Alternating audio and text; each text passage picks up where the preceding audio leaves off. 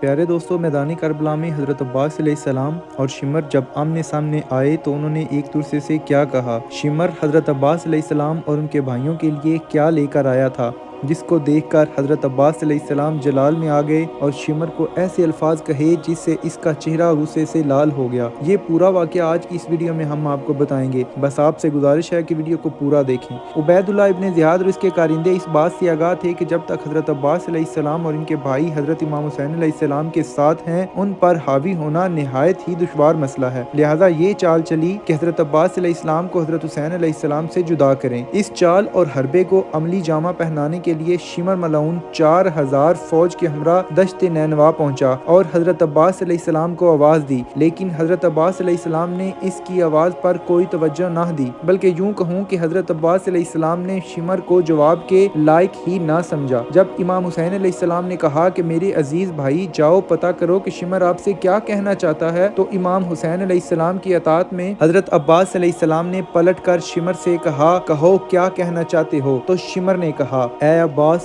میں نے ابن زیاد سے آپ کے لیے اور آپ کے بھائیوں کے لیے امان نامہ لے لیا ہے، لہٰذا آپ اپنے آپ کو حسین علیہ السلام سے الگ رکھیں۔ بس یہ سننا تھا کہ حضرت عباس علیہ السلام طیش میں آ گئے اور فرمایا، تیرے ہاتھ ٹوٹ جائیں اور لعنت ہو اس امان نامہ پر اور اس پر جس سے تم نے یہ امان نامہ لیا ہے۔ تم یہ گمان کر رہے ہو کہ ہم اپنے بھائی و مولا اور حضرت فاطمہ سلام اللہ علیہا کے لخت جگر کو تنہا چھوڑ کر لعنت شدگان کے فرزندوں کی اطاعت کے زمرے میں آ جائیں۔ عجیب بات ہے کہ تم ہمیں امان دے رہے ہو جبکہ فرزند رسول امام حسین علیہ السلام کے لیے کوئی امان نہیں۔ یہ جملات حضرت عباس علیہ السلام کی شجاعت اور فرمانبرداری کی واضح دلیل ہیں۔ حضرت عباس علیہ السلام کا یہ جواب سن کر شمر جل کر راکھ ہو گیا اور اپنے لشکر کی طرف واپس لوٹ آیا۔